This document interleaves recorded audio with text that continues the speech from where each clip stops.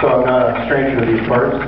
Past 3 years I've been working with Dr. Imholt on advancing some technology that's being developed at MIT.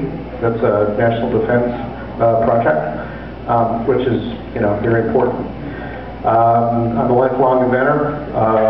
You probably saw in the note that I was an early employee at Computer. I was actually employee number 8.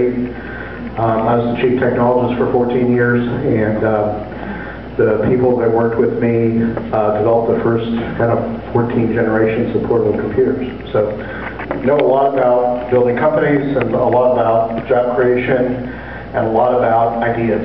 And I've known Dr. Imholt for 15 years. I've been intimately involved in his academic research.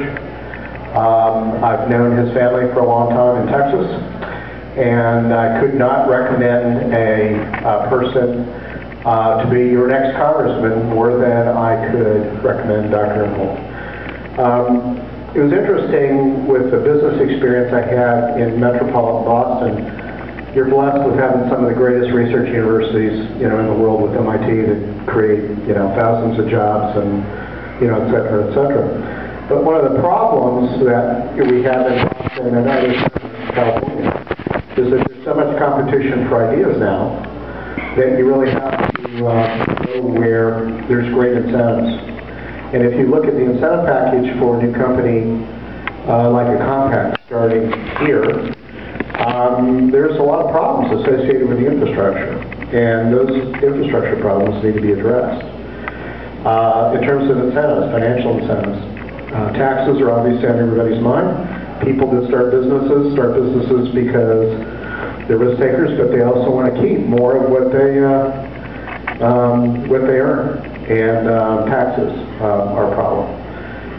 With regards to people, you have to have a core of people who want to go take the risk with you. And right now we're not doing a very good job with the young generation of teaching them about risk-reward, and they don't think that they can make a difference. And I think this is really hurting the country.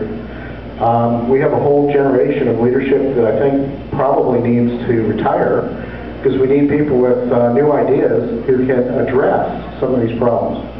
And Dr. Imholt is one of these guys who has served our country as a soldier, has served a company in terms of how to go create technologies and jobs associated with those technologies, and knows what it takes to get the job done.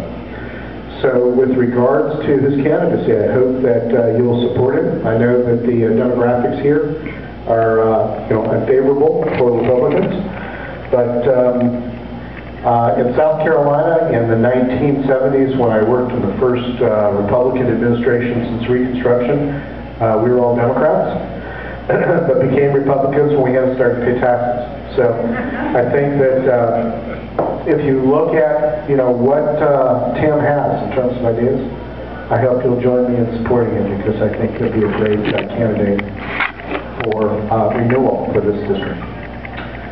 Thank you very much.